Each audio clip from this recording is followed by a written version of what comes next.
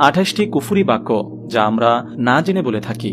অভাব, অনটন, রোগ শোক, মানসিক কষ্ট এবং আপনজনের মৃত্যুতে অনেক লোক আঘাতের অতিশয্যে কিংবা উত্তেজনায় এই কুফরি বাক্য বলে থাকে।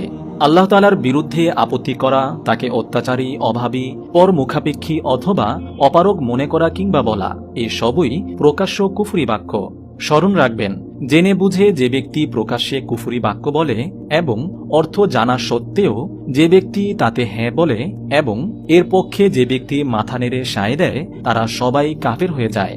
এ ব্যক্তির বিবাহ বন্ধন ও বায়াত ভঙ্গ হয়ে যায় এবং জীবনের সমস্ত নেক আমল ধ্বংস হয়ে যায়। যদি হজ আদায় করে থাকে তবে তাও নষ্ট হয়ে যায়।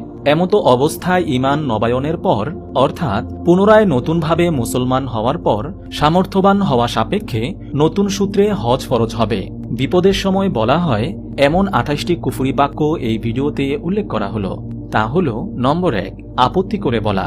ওই ব্যক্তি লোকদের সাথে যা কিছুই করুক, আল্লাহর পক্ষ থেকে তার জন্য পূর্ণ স্বাধীনতা রয়েছে। নম্বর 2, এভাবে আপত্তি করে বলা, কখনো আমরা অমুকের সাথে সামান্য কিছু করলে আল্লাহ তৎক্ষণাৎ আমাদের পাকড়াও করে ফেলেন। নম্বর 3, আল্লাহ তাআলা সর্বদা আমার শত্রুদের সহায়তা করেছেন।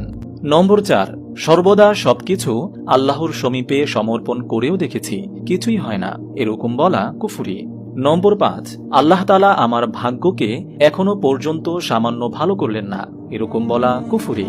নম্বর 6, হয়তো তার ভান্ডারে আমার জন্য কিছুই নেই, আমার পার্থিব আশা আকাঙ্ক্ষা কখনো পূর্ণ হলো না, জীবনে আমার কোনো দোয়া কবুল হলো না, যাকে চেয়েছি সে দূরে চলে গেল, আমার সব স্বপ্ন ভেঙে গেল, সব ইচ্ছাই অপূর্ণ রয়ে গেল।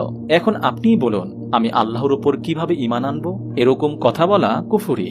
নম্বর 7, এক ব্যক্তি আমাদেরকে অত্যাচারে অতিষ্ঠ করে রেখেছে, মজার কথা হচ্ছে আল্লাহও এমন লোকদের সহায়তা করে থাকেন, এরকম কথা বলা কুফরি।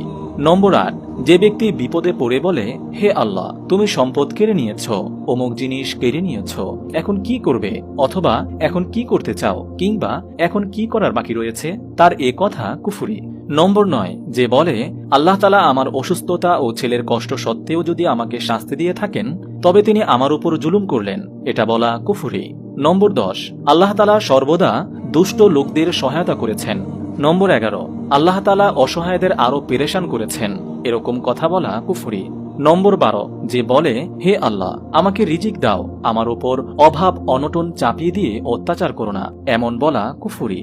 নম্বর 13, অনেক লোক কর্জ ও ধন সম্পদ অর্জনের জন্য অভাব অনটন, কাফিরদের সান্নিধ্যে চাকরির জন্য ভিসা ফরমে অথবা কোনোভাবে টাকা ইত্যাদি মওকুফের জন্য দরখাস্তে যদি নিজেকে খ্রিস্টান